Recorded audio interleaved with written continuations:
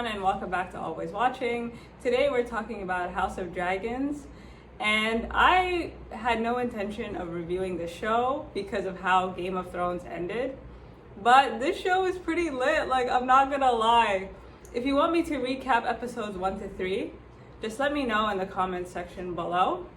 Also, I've linked a Discord page, so if you want to continue the conversation with other people watching, so you can. So just click the link and there'll be a whole forum there so you can discuss whatever you like. But for now, we'll get into it. So this was by far the best episode yet. I was like, by the time the episode ended, I was like, I could watch that again. And a line has been clearly drawn in the sand, and the king up until this point seemed pretty hesitant about putting Rhaenyra on the throne. But whenever somebody doubts him, he's more sure, He's trying to prove to other people that he's sure he wants Rhaenyra on the throne. And for better or worse, he knows he's surrounded by leeches. And the only people that have his back are his raggedy brother, Dameon, which we'll talk about, and his daughter Rhaenyra. Everybody else is just kind of using him to get what they can. The episode starts off with Rhaenyra trying to pick a husband.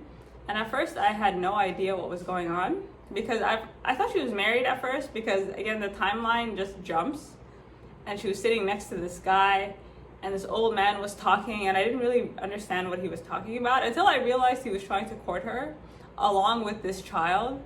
And I don't know if just like it's an ongoing pun, but this thing with courting children is getting weird, because we can say like, oh, it was a different time back in the day, but like there's always somebody on screen that's like, but he's a child. So she's kind of going through these suitors. She seems very unimpressed. And, she's just like, you know what? I don't really want to do this anymore. I'm out. I'm going home. And up until this episode, I didn't realize there was tension between Dameon and Rhaenyra. Like, Rhaenyra has such a way about her. And I thought it was like admiration for her uncle. Like, she kind of looked at him like a brother. But I guess not. Like, there was some creepiness here. And I think on Rhaenyra's side, it was like true admiration. Whereas on Dameon's side, I think he was just kind of looking at her like, damn, is this the only way for me to get to the Iron Throne? How far am I willing to go? Like, that's the question Dameon really had to ask himself this episode. And speaking of Dameon, last episode, was his episode. I was rooting for him. The thing with Dameon is that he has like king vibes, he's someone that he's so talented and it's hard to deny. And so he comes home and he's so petty, right? Like as soon as he comes home, he's wearing this self-appointed crown. He throws this kind of sword or, weapon on the ground, and he's like, add it to the chair, right? Add it to my chair.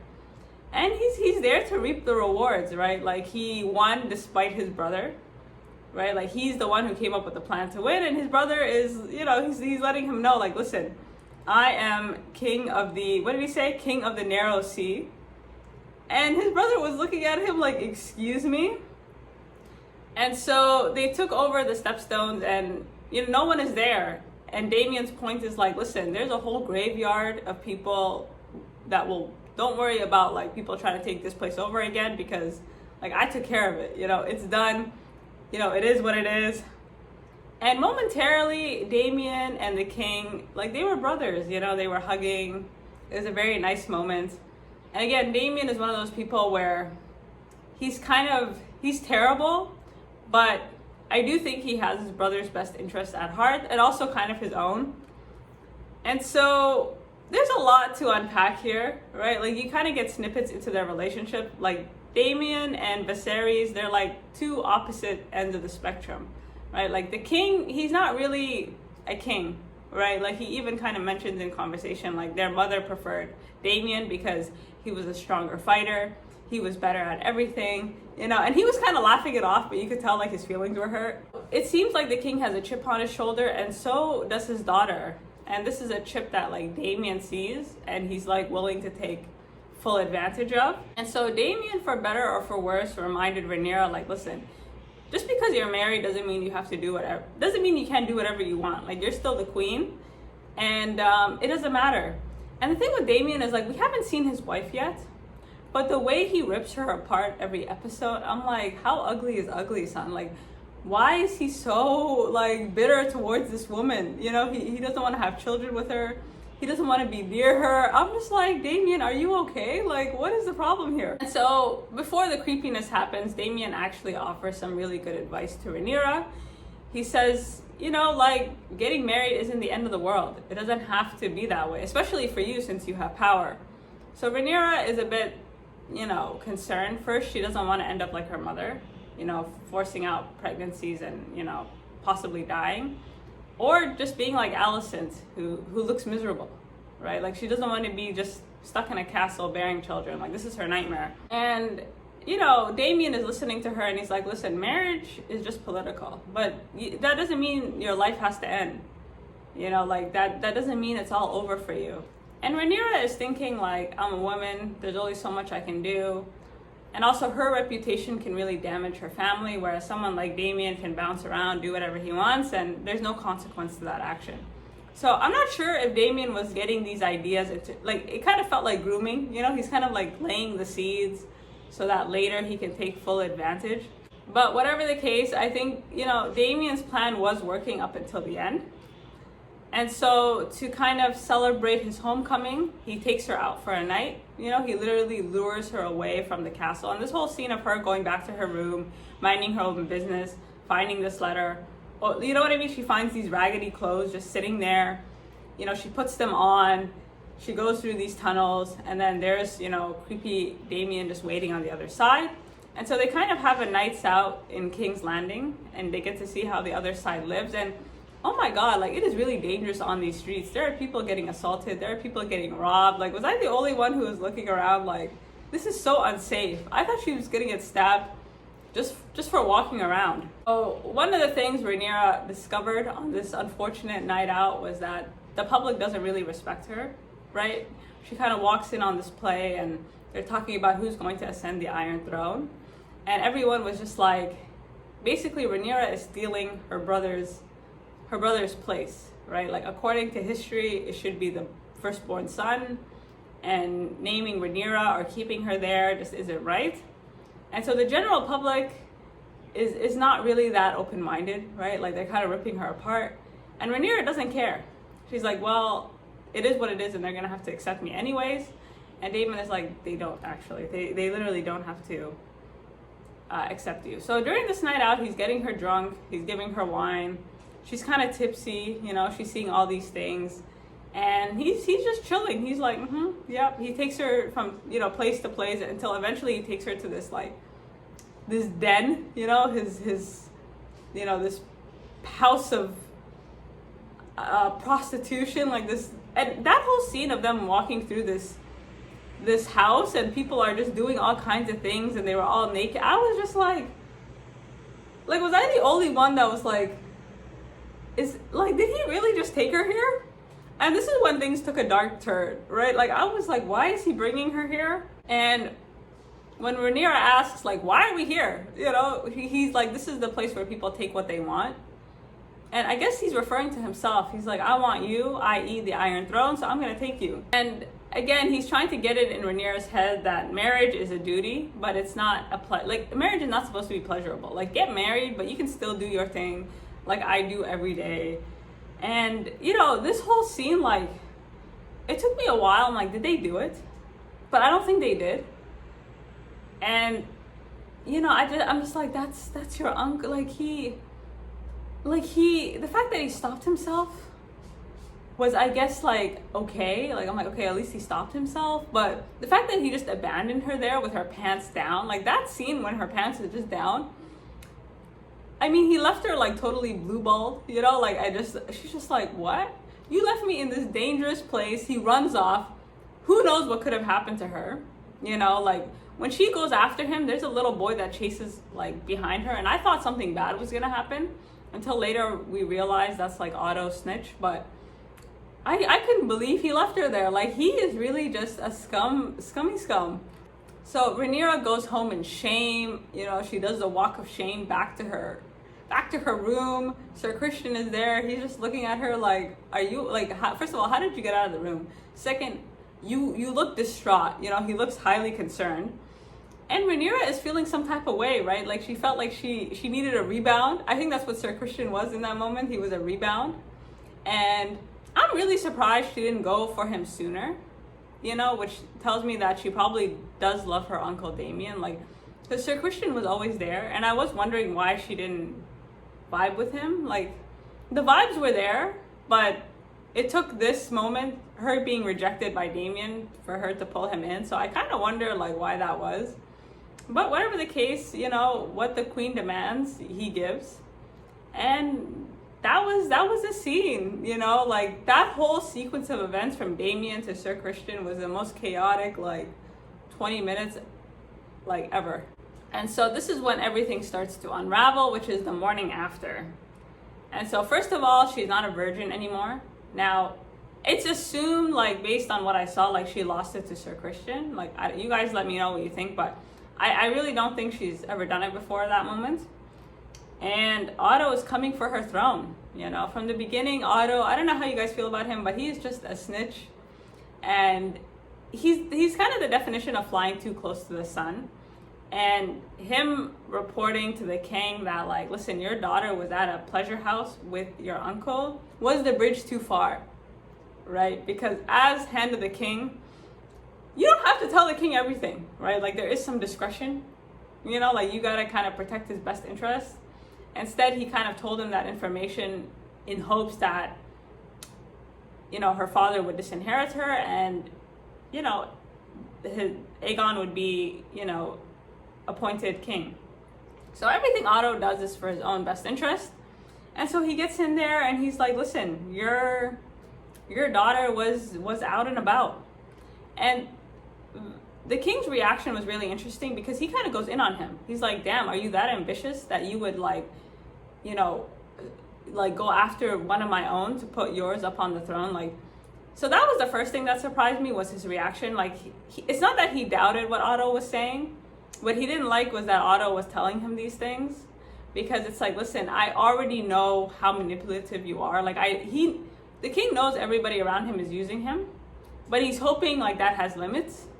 But again, you give an inch, what is it? Like, give an inch, take a mile. And Otto is like, I'm going to take the whole throne. And so he's pissed off, right? Like, he's pissed off. Alicent overhears the whole news. And so with that, Alicent goes to confront Rhaenyra, and the king goes to confront his raggedy brother who's drunk out of his mind. And Alicent, you know, up until this episode, I don't know, I thought Alicent loved the king. Like, I thought they had, like, but then this whole, like, thank you, husband, you know, like, there was a scene where, so the king is deteriorating every day. Like, he doesn't look healthy at all.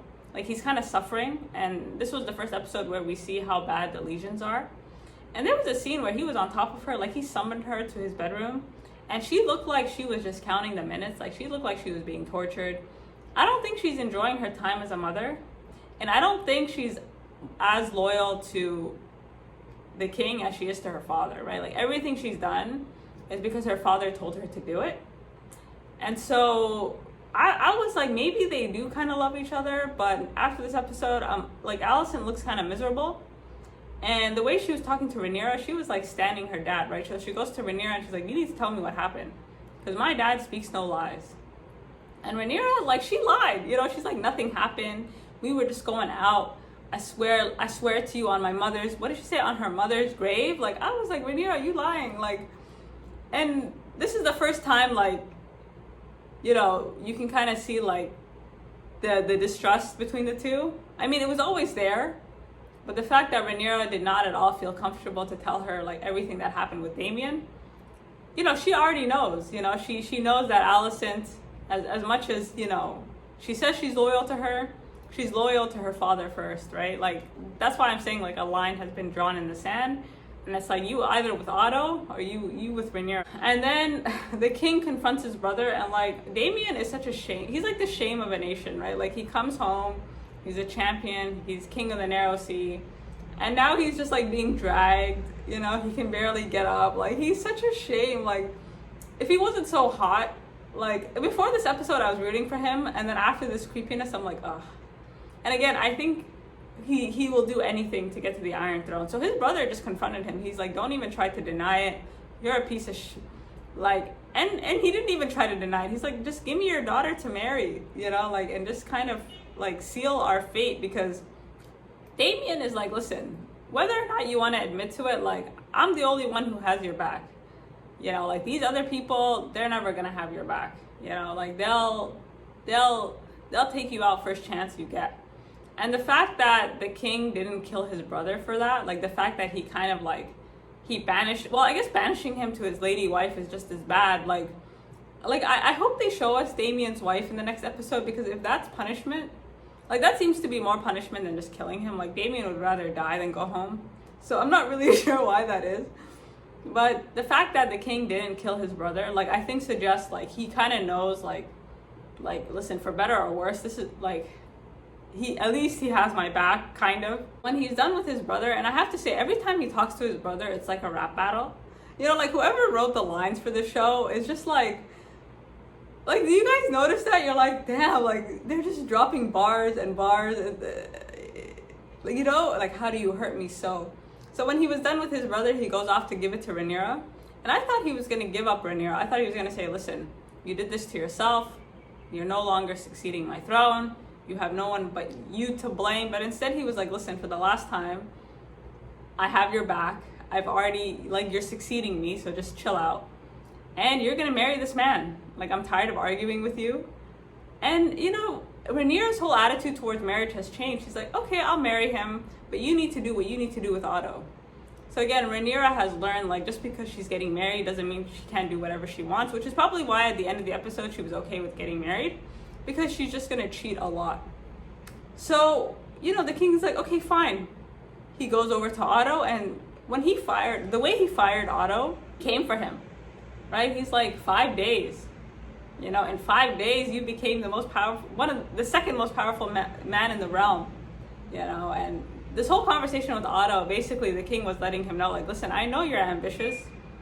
You know, I even know what you did with Alicent. Like, I know that she did not just come to me to comfort me. Like, I know how you think. Like, I know you don't think I know how you think. But I know how you think, which is fine. You know, he's like, at the end of the day, like, you kind of, like, it worked out, but it seems you have no limits, right? Again, as Hand of the King, you don't gotta tell me everything, you know? And the reason you told me that was in hopes of getting rid of Rhaenyra. You know what I mean? Like, his problem wasn't that Otto told him the truth. His problem was, like, Otto was kind of forcing his hand, and he was like, listen, I see through you. You don't have my best interests at heart. You know, if you did, you would have just protected my daughter and not questioned my authority left, right, and center. And he unpinned him. Like, that moment when he just unpinned him, I was like, oh my God. Like, Otto is like, I don't know if I'd be effing with Otto. Otto's the type of guy you have to execute, because he's gonna come for you. And so, I don't know, Otto was just looking like, you don't know what I know, okay? And so the episode ends, and Rhaenyra is in her room, she's feeling confident, and then this man brings in this tea, this abortion tea. Is that what that was? Basically to get rid of any mistakes that may have occurred, right? He's like, listen, I don't know who you did last night, but whatever the case, I never want to find out. Drink this tea and be done with it. And Rhaenyra was shocked. She was like, excuse me? You know, she was sitting there kind of shamed, right? And so we'll see what happens in the next episode, which will be, I guess, a wedding. But overall, this was a great episode. Like, I don't know, it's not as, like, the show isn't as good. I don't know how to describe it. In terms of writing, it's almost like unintentionally funny. Like, I find myself laughing, especially when the king is talking to his brother. Like, it just feels like a weird rap battle. I'm just like, who wrote this? And in terms of, like, the shamelessness, like, it's just so in your face about certain things, like the children and I don't know. We'll see. Anyways, you guys let me know what you think, and until next time.